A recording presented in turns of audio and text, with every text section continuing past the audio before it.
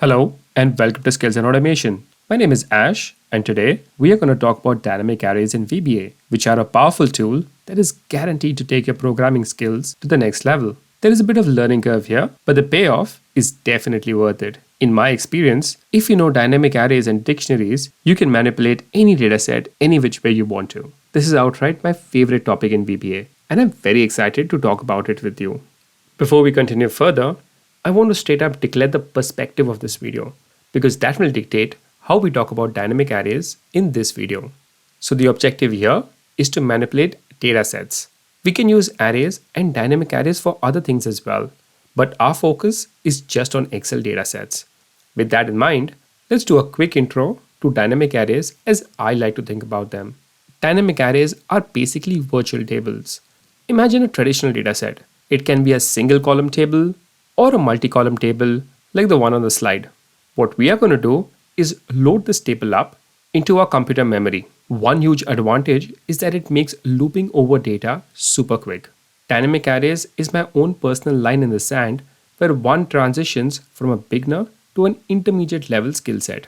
And this is the point at which you start moving to the more traditional approach to programming in general, where you start to find similarities with other languages such as Python, JavaScript, PowerShell, and even SQL. And on the slide, I've just mentioned the prerequisites for understanding the coding that is going to be covered in this video. Now, we're going to spend a fair bit of time in this video later on talking about performing operations using the computer's memory. Hence, it's probably equally important to conceptualize the flow of operations within our own minds. What are we actually trying to achieve? And how are we going to structure the flow of our code? So, let's talk about virtualization of data. We've already seen this diagram. We take data from a physical Excel worksheet and load it into a virtual table. Let's change our perspective a bit. We will divide our programming flow into three parts: physical input, virtual operations, and physical output. So what we are saying is that we load up the physical data from a single worksheet into memory and perform a series of operations. This can be some conditional or filtering logic, and then finally output the data back onto a physical Excel worksheet. Now, let's expand this thought a bit further. We can take two tables of data from two separate worksheets, load them up into two virtual tables. Maybe we do a lookup style operation and add a new column to our original dataset and output the new data back into an Excel worksheet. Things are starting to get more interesting now. Let's stay with the lookup scenario. Why perform just one lookup? Let's do two. We can load up the original table and two mapping tables into memory, do two lookups versus the original table, and output the results onto a worksheet. Okay, let's mix this up a bit further. Let's load the original table and two mapping tables into memory. Let's do one lookup versus the original table and maybe filter the table based on a condition. Let's output the results of that filtering into a new dynamic array. Yes, because why not? And let's do a second lookup versus the new dynamic array and then finally output the results into an Excel worksheet. I'm not going to add more examples or this PowerPoint slide will burst out of the screen. But no matter what example we choose, the flow will remain the same. Physical input, virtual operations, and physical output. And this is all what you really need to understand about dynamic arrays. Everything else is just technicalities and will get easier with practice. Okay, let's get down to business and start coding. We'll be using this dataset throughout this video. Let's take a moment to familiarize ourselves with it. Here, we have the input sheet with a dataset of open invoices. Each line represents a separate invoice. We have the output sheet, it's blank. We will perform various operations on the input sheet data and finally paste the results onto this output sheet. And we have a mapping sheet. We will use it to look up data. We can reference the store name from column C in the input data sheet against column A in the mapping sheet and then grab the region from column B. Let's go to the VB editor. We will reference our three worksheets using their worksheet name and we can set the worksheet name down here in the properties window. Okay, let's talk about the basics of dynamic arrays. An array is a variable that can store a list of data. There are two types of arrays, static and dynamic arrays. Static is a fixed array where we set the size when we define it at the very start. This is a static array with 5 items in it. Notice we have assigned it the string data type. We are assuming that all items going into this array will be text or a string. We can use number data types like long as well. And if you're not sure of the data type or want to hold a mix of data types, you could use variant. For dynamic arrays, on the other hand, we can determine their size at runtime. So let's first create an array with a name and assign it a variant data type. But we haven't mentioned the size as yet. We can define the size at a later stage whenever we are ready to use it. To define the size, we use the readm statement. And this is just the very basics that you need to know. But I want to show you dynamic arrays in action. So let's start playing around with our data set. For this module, we're going to load this Excel data set into a dynamic array and paste the contents into the output sheet. So we'll need to clear out the output sheet first for any data from the previous run. Let's imagine that we don't know the last row of our data set and that it may change with every new set of data. In that case, let's find the last row. And we'll do that by counting the number of rows in the current region of cell A1. Let's declare a dynamic array. And here's the first cool trick. We can load the entire data set directly into an array. We just need to assign the entire data range to the array. So our range extends from columns A through to F down to the last row. And that's it. Our data is now within the array. We could have directly assigned the current region as well, but sometimes we don't want to take the header row of data. So doing it the last row way is more convenient. I'll just paste the alternative out here as an example. Okay, let's pause a bit and inspect the contents of this array. When I first started using dynamic arrays, I would get nervous because I couldn't physically see the data within the arrays, unlike directly inspecting an Excel worksheet. But we have different ways to get around this.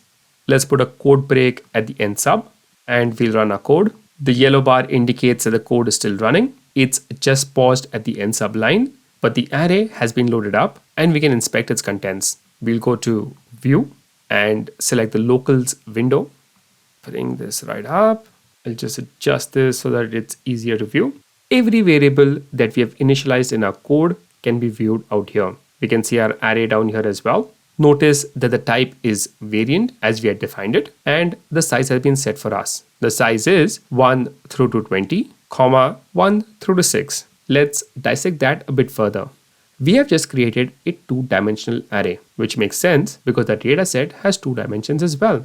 The first dimension is rows and the second dimension is columns. So 1 to 20 indicates the number of rows in our data set, which is correct. And 1 to 6 is indicating the number of columns in our data set, which is also correct. Let's click on the plus symbol.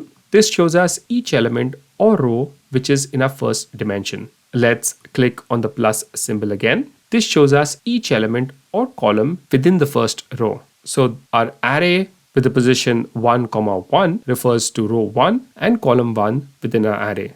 In fact, let's display this value in our code. I'll drag the yellow bar up and press F8 again, and we get the string value date, which is the value in cell A1. So that's how a dynamic array looks on the inside. I would highly encourage you all to initially inspect your arrays whenever you first create them so that you can visualize how your data is being saved. Next, let's paste or output the contents of the array into the output sheet. To do this, we need to set the range of the output sheet to be the same size as that of the array. This is basically the reverse of this statement. Let's run this code and go to our output sheet. Looks good. This was an easy example because our input array started from row 1 and we are pasting data into row 1 in the output sheet. But suppose we want to paste the data in row 2 onwards. In that case, the best way to paste out the array would be to use the resize range method. So let's paste out the output array into cell A2 onwards. We'll use the resize method of the range object, and we need to specify how many rows and columns that we want to add. Okay, let's talk about the upper and lower bounds of an array.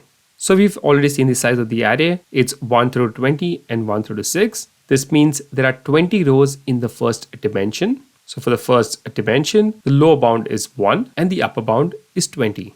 And we can write out the lower and upper bounds this way.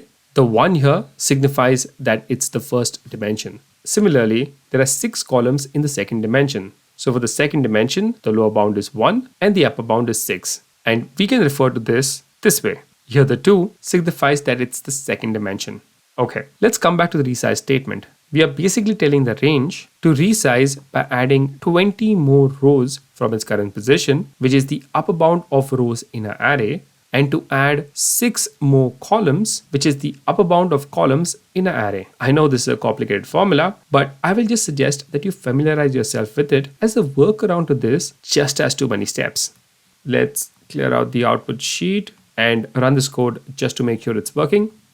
That's great. We have 20 rows and 6 columns in cell A2 onwards. So far, we've just loaded data into an array and pasted directly as is into another sheet. In the next module, let's modify the data slightly before pasting it.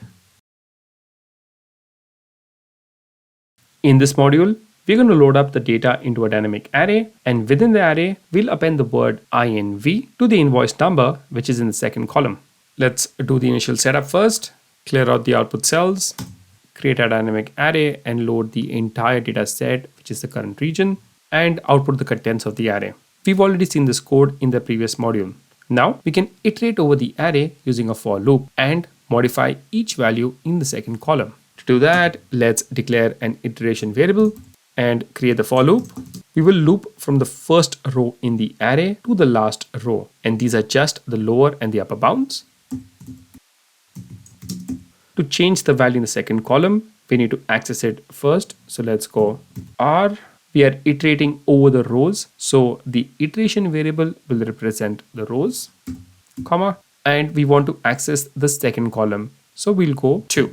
If you have any doubts about the positions of items within a dynamic array, just check out the contents of the array in the locals window, as we have done before. Okay, so we'll append INV to the start of the item value. And that's it. Well, almost it. We have defined the array from the very first row, which includes the header row. So if we run this code as is, it will add INV to the header field as well. Let's have a look. Run this code, go to the output sheet, and we don't want this. What we can do is skip the first row instead. So if the code is at the first row, which means I is equal to 1, then we'll jump to a line label, which we'll place right here. So we're telling the code that if you're in the first row, then skip to a line label, which is placed before we move to the next iteration. Okay, that's it. Let's run the code. Go back to the output sheet. That looks good, but a better way to do this would be to not include the top header row when loading up the array. And we'll do this in the next module. For this example, we will assume that the header row already exists in the output sheet. So let's clear the contents, excluding the first row. So we'll clear contents from row 2 onwards. Let's define the rest of the array and then load up the array using the range from the second row to the last row. And we'll output the contents as well. I'm purposely showing different ways to load and offload the array just to mix it up. Okay, now we don't have the header row, so we don't have to worry about skipping the first row. Let's create the same loop from last time and let's run this. And that works well. Next, we're going to look at how to increase the size of an array using the readm statement. What we're going to do now is just load this top header row from the input sheet into a dynamic array, and we'll add a new column header field called region at the very end of the array and paste the new array into the output sheet. So let's do the basic setup first. Clear out the cells in the output sheet. Now we just need the top row, which is row 1. So we need to know the total number of columns to determine the range size. And using the last column value, we can define the array. So we'll define the range from the very first cell, which is row 1, column 1, through to the last column in the first row. Now we want to add a column after the last column of the existing array. So we'll find the total number of columns in the array and add 1 to it to determine the size of the new array. And the value for the new call variable will be the upper bound of the second dimension, which is basically the number of columns in our array, plus 1. Next, let's resize the array. We can use readm to manually set the size of a dynamic array when we are setting it the first time, and even when we want to resize it later on.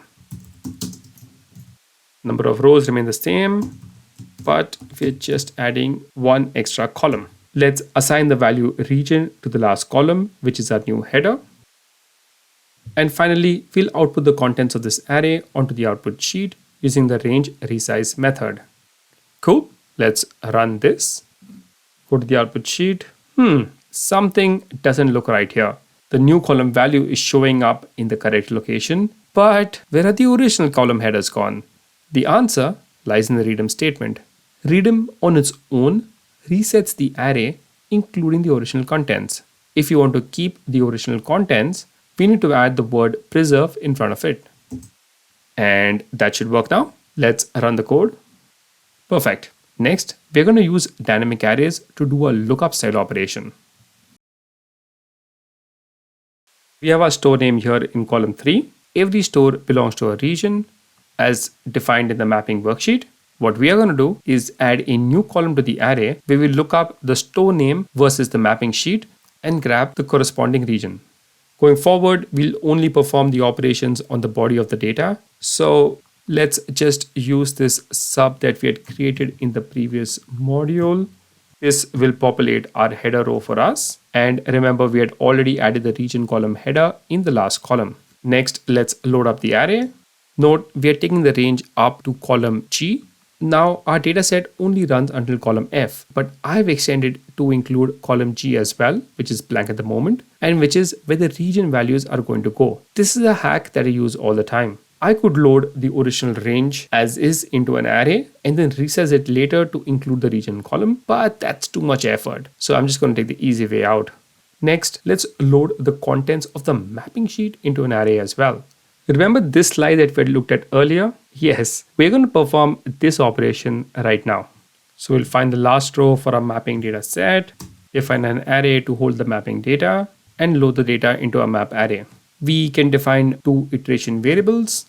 One will be to loop over the main data set and another to loop over the mapping data. And we'll define some more variables which will make our code more readable. Let's build a loop for our main data set. Let's put the store name from column 3 into a variable.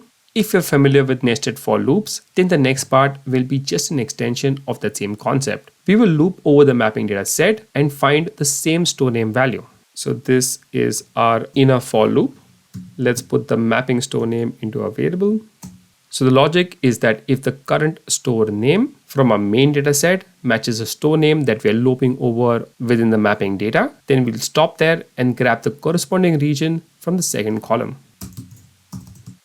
So the value of the item in the last row of our original array will be the value of the item in the second column of the current row in the mapping array. And once we found a value, let's exit the for loop. Okay, that's it. Let's output the contents onto the output sheet. We've already pasted the header into the top row, so we'll paste the body of the data into the second row onwards.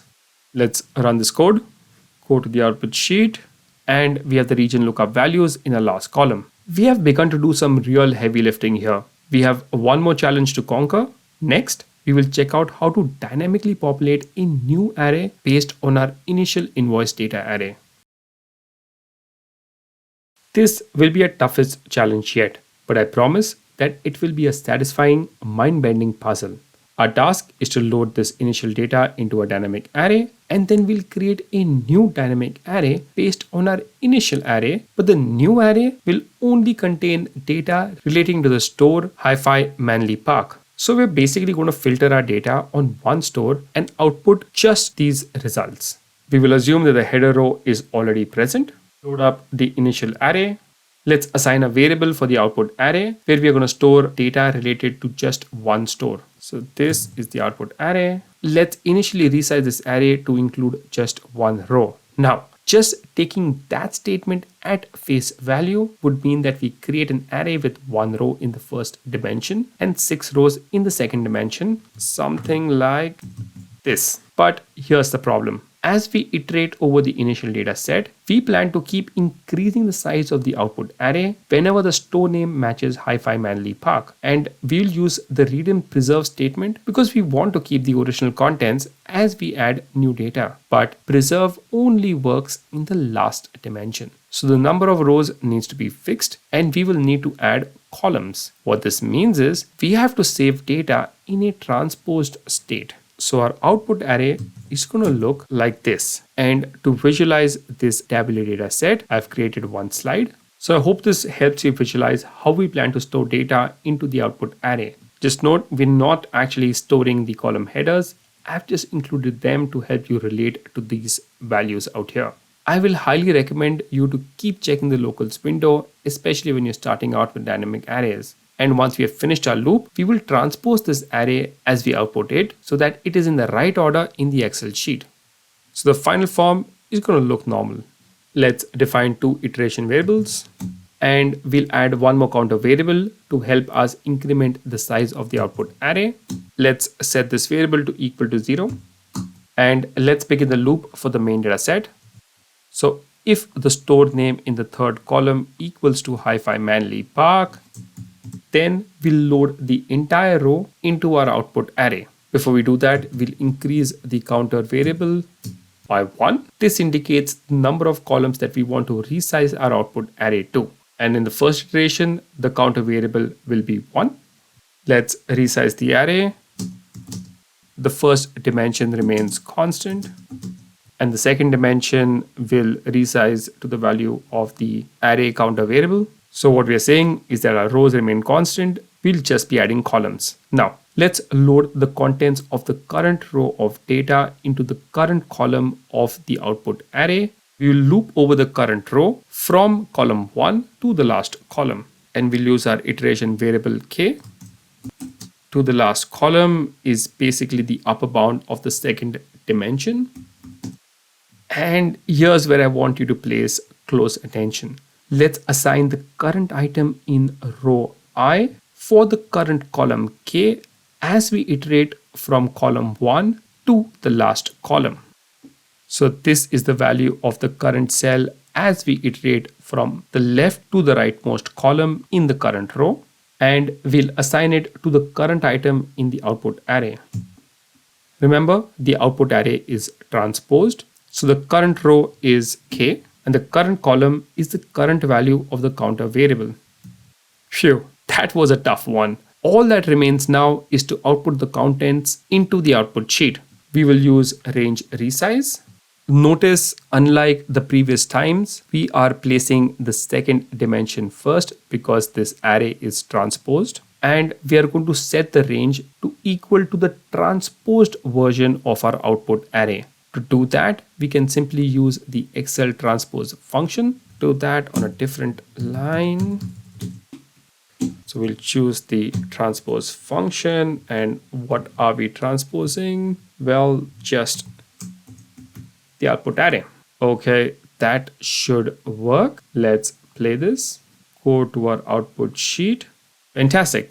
I'm going to do a separate video on this last method using a different example, but that's for later. And that's all for today's session. Hope you found some valuable insights here. If you did, please do like and subscribe. Thanks and see you in the next one.